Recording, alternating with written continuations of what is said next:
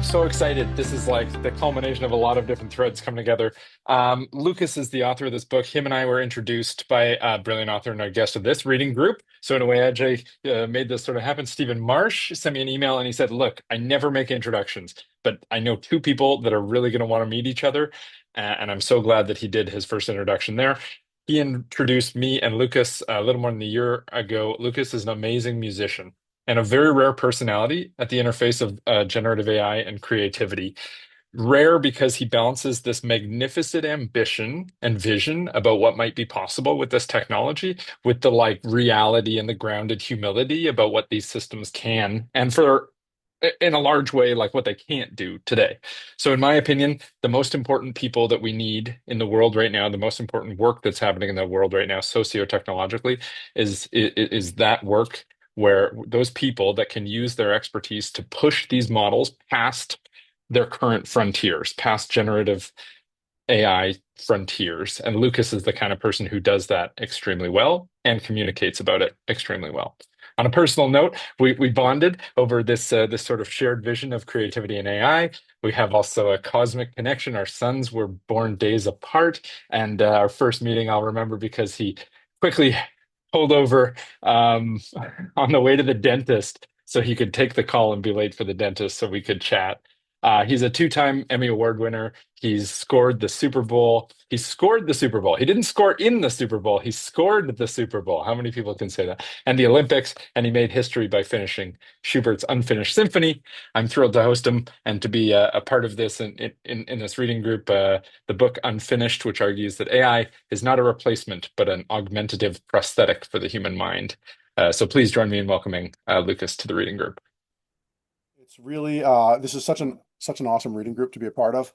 Um, one of the things I like, I don't know, I mean AI didn't finish Schubert's Unfinished Symphony. I did, and I used AI as a tool to do it.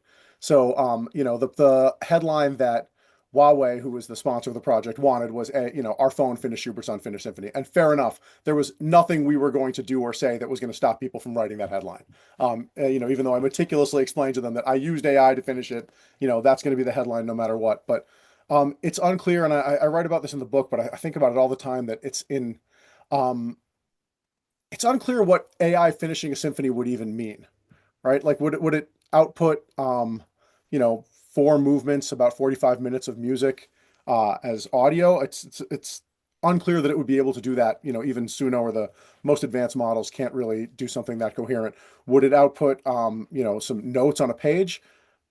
Possibly, but then that's really only halfway to a symphony. That's like saying that a script is a film. Getting that on its feet is a pretty human endeavor. And I guess the only way that you could say that AI really wrote a symphony is if it did all of those things, like if it composed the notes and then somehow convinced robots or samples to play it. And people have done experiments like that, and they are, I think, in the best case, fascinating. I have yet to hear one that is really, really beautiful, but I mean, hey, that's in the eye of the beholder, right? Um, so yeah, it's a it's an interesting it's a difficult thing to talk to people about because what music is not really an answerable question, and it's not a question that a lot of people think about, and there really is no answer to this question. It means different things to different people. And the number one question that I got about Schubert's Unfinished Symphony was, who put the emotion into the piece? Was it you or was it the artificial intelligence? And the answer that I gave, really off the cuff, because it just seemed natural to me, was that the composer has nothing to do with the emotion in a piece of music. The audience decides what music means, and the evidence for that is every piece of music ever. If I told you that a minor blues sung by a 17-year-old with her brother in their bedroom was going to be a hit, you wouldn't have believed me. But that's what Billie Eilish was. And people don't know what they want until they hear it. And music doesn't mean anything until it has a cultural event or some sort of cultural information attached to it. And so, in that sense, maybe an AI could write a symphony, but human beings would have to decide whether that symphony had any meaning or whether it was any good. Excellent.